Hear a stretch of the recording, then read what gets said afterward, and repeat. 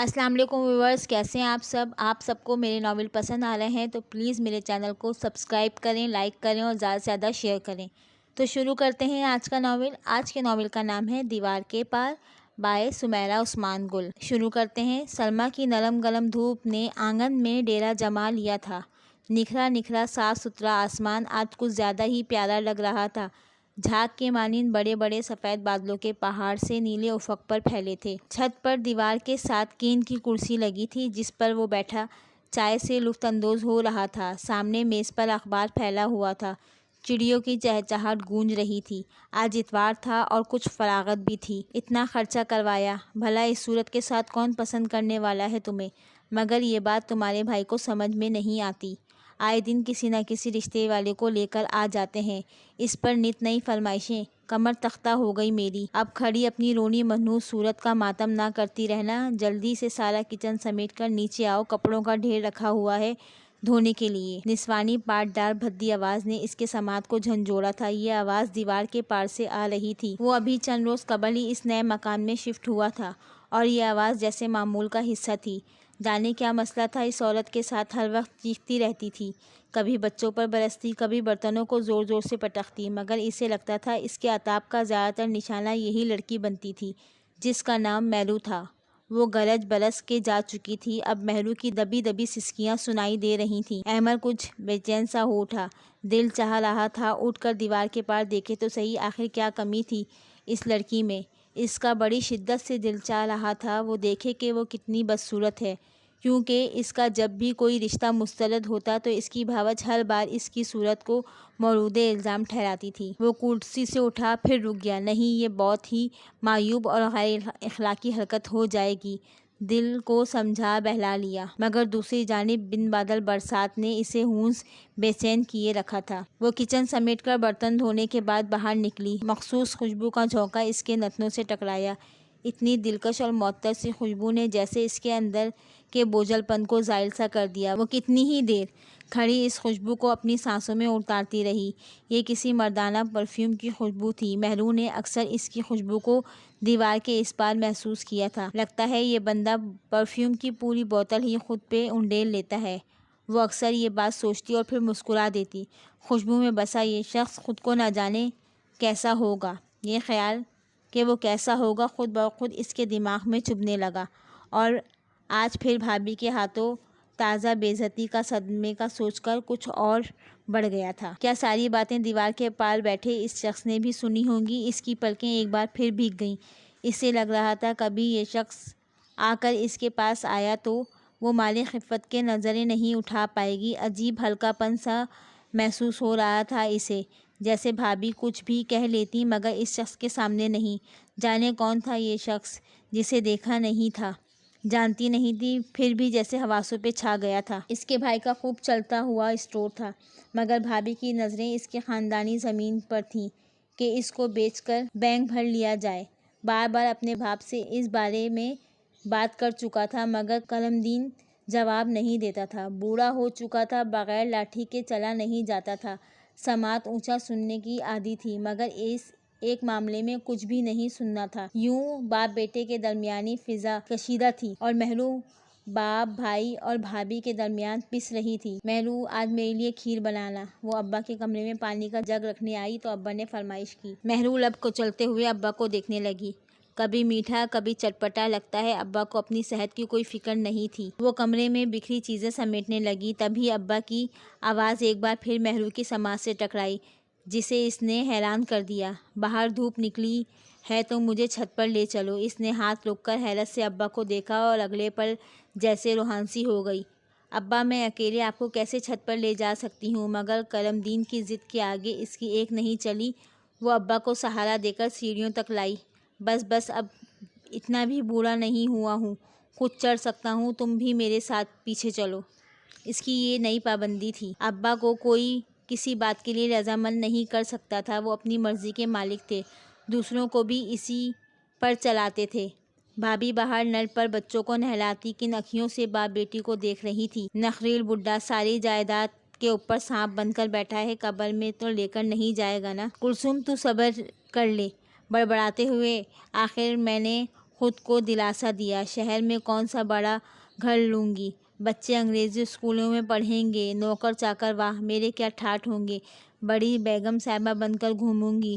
اس کی سوچ کو دھکا دے کر مہرو کی دلدوز چیخوں نے جگایا تھا۔ ابا نے پاؤں اگلی سیڑھی پر رکھا ہی تھا کہ پاؤں رپٹ گیا۔ مہرو نے بامشکل انہیں تھام رکھا تھا، لیکن بغیر کسی سہارے کے وہ ان کا وزن بحال نہ کر سکتی تھی۔ اچھا ہے یہیں سے گر کر مر کھپ جائے، بڑبڑاتے ہوئے دوبارہ سے اپنے کمرے میں مصروف ہو گئی۔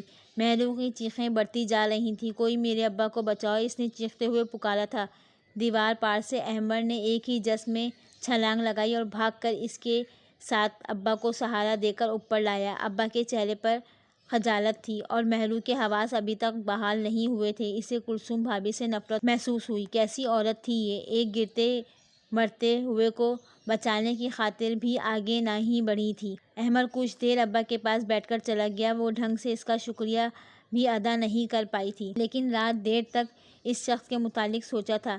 وہ ویسا ہی تھا جیسا کسی بھی لڑکی کے خواب ہو سکتا تھا، پرکشش، باوقار، خوش لباس۔ آج بالآخر اس نے مہرو کو دیکھ لیا تھا اور ابھی تک وہ فیصلہ نہیں کر پا رہا تھا کیا تھی وہ، کوئی ساحرہ یا جادوگرنی۔ کتابی چہرے کے خد و خال ایسے دل نشین جیسے کسی مجسمہ ساز نے صدیوں کی ریاضت سے انہیں سنوارا ہو۔ گہری سانولی رنگت اور اس پر بڑی بڑی روشن آنکھیں، اتنی خوبصورت، گہری خاموشی اور دلکش آنکھیں اس نے آج سے قبل کبھی نہیں دیکھی تھی۔ ہاں ایک کمی تھی اس کے چہرے پہ، بھلبلی کے داغ تھے جس نے اس کے حسن کو گہنا دیا تھا، لیکن اسے ان داغوں سے کیا سروکار۔ وہ تو اس کی آنکھوں کا اسیر ہوا تھا جس نے نیند اور دل کا قرار لوٹ لیا تھا۔ اس کا دل چاہ رہا تھا اس کے ابا سے ملنے جائے، لیکن اس کی بھابھی کی تیز دھار نظریں، اسے مہرو پہ باتیں بنانے کا موقع مل جاتا، اور اس لڑکی کی رسوائی اسے کسی طور گوارا نہیں تھی۔ تو پھر اب کیا کرے؟ گھر میں کوئی بڑا بھی نہیں تھا، وہ ماں باپ کی اکلوتی اولاد تھا۔ وہ تو کب سے راہ عدم سدھار چکے تھے۔ ایک چاچی تھیں جو ایک دوسرے شہر میں تھیں، پر انہیں کہنا تو فضول ہی تھا، وہ تو بنتا کام بھی بگاڑ دیتیں، اور اپنا رشتہ خود لے کر جانا کتنا معیوب لگتا۔ باہر دروازے کی گھنٹی بجی تھی جس نے سوچوں کا ارتکاز توڑ دیا تھا۔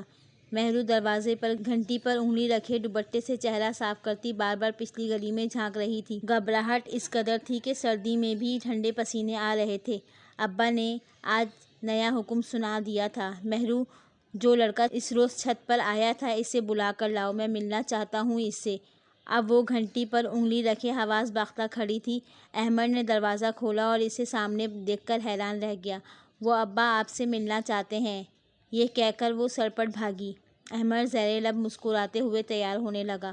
وہ گھر آیا تو ابا نے مہرو کی دوڑیں لگوا دیں، کبھی چائے منگوائیں، کبھی سنیکس، تو پھر کبھی یہ کم لگا تو ابلے ہوئے انڈے اور نگیٹس تلنے کو کہہ دیا۔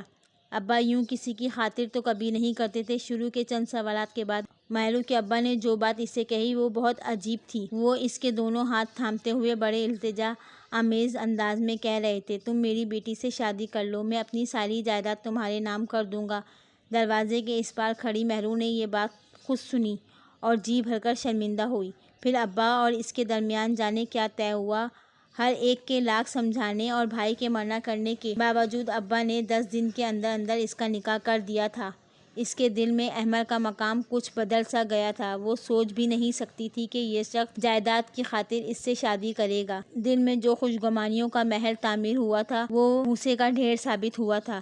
اس ڈھیر کو آج جیسے کسی نے آگ لگا دی تھی۔ اس کی رخصتی کے 2 روز بعد ابا چل بسے۔ اسے احمد کے ساتھ زیادہ وقت گزارنے کا موقع ہی نہیں مل سکا۔ وہ کچھ روز صدمے میں رہی اور پھر سنبھل گئی۔ احمد نے اس کا ہر طرح سے خیال رکھا تھا، اس پر اپنی محبت، دولت، خواب سب نچھاور کر دیا تھا، مگر وہ تھی کہ نہ سیراب ہوتی تھی نہ ہی آسودہ۔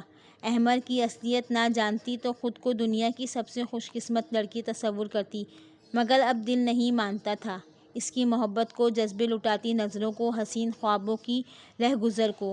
خود کو آئینے میں دیکھتی تو یہ احساس مزید کچوکے لگاتا۔ لگتا ہے وہ احمد کے قابل نہیں تھی۔ اس کے ابا نے ساری جائیداد کے عوض اس کو احمد پر مسلط کیا تھا، اور احمد وہ اس کا گریز اور محتاط سا انداز دیکھتا تو حیران رہ جاتا۔ مگر اب دل نہیں مانتا تھا اس کی محبت کو، جذبے لٹاتی نظروں کو، حسین خوابوں کی رہگزر کو۔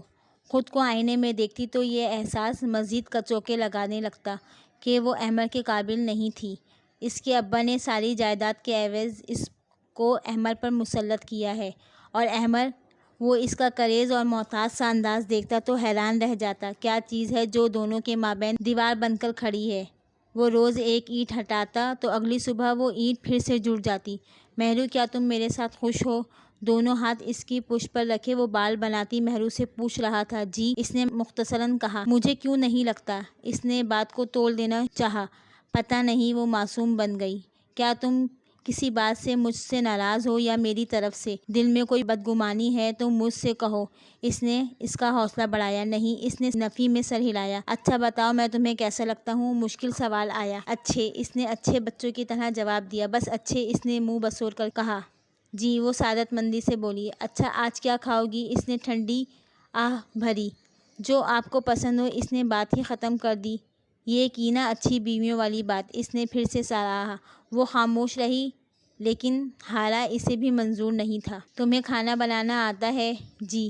کیا کچھ بنا لیتی ہو؟ سب کچھ۔ یہ انٹرویو مجھے پسند نہیں آ رہا تھا۔ اب کچھ مجھ سے بھی پوچھو نا، اس نے بڑے لاز سے فرمائش کی۔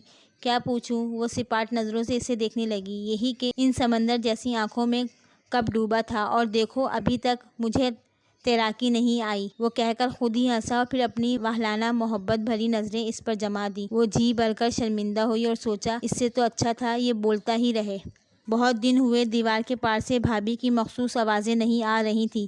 مہرو نے دیوار کے ساتھ 8-10 اینٹیں جوڑ رکھی تھیں اور پھر ان پر چڑھ کر منڈیر کے اس پار جھانکا۔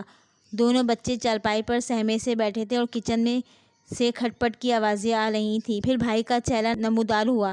اس کی نظر مہرو پر پڑی تو اسے دیکھ کر منہ پھیر لیا۔ مہرو کے دل میں جیسے گھونسا سا پڑا تھا، وہ اینٹوں سے نیچے اتر گئی۔ دل جیسے کسی نادیدہ بوجھ تلے دبنے لگا، حلق میں پھندا سا لگا اور آنکھیں لبالب آنسوؤں سے بھر گئیں۔ وہ کتنی ہی دیر روتی رہی۔ احمد نے اس کی سرخ آنکھوں کا سبب پوچھا تو ٹال گئی۔ کیا بھائی اس سے ناراض ہے؟ یہ خیال ہی اس کی جان لینے والا تھا۔ ایک ہی تو بھائی تھا اس کا، بس ایک رشتہ۔ اگر وہ بھی خفا ہو جاتا تو وہ بھائی کے بچوں کے بغیر کیسے رہے گی؟ پھر ایک روز بھابھی آئیں، اس کے پاس سوجی ہوئی آنکھیں، ملگجا حلیہ۔ بھابھی نے اس کے سامنے دونوں ہاتھ جوڑ دیے۔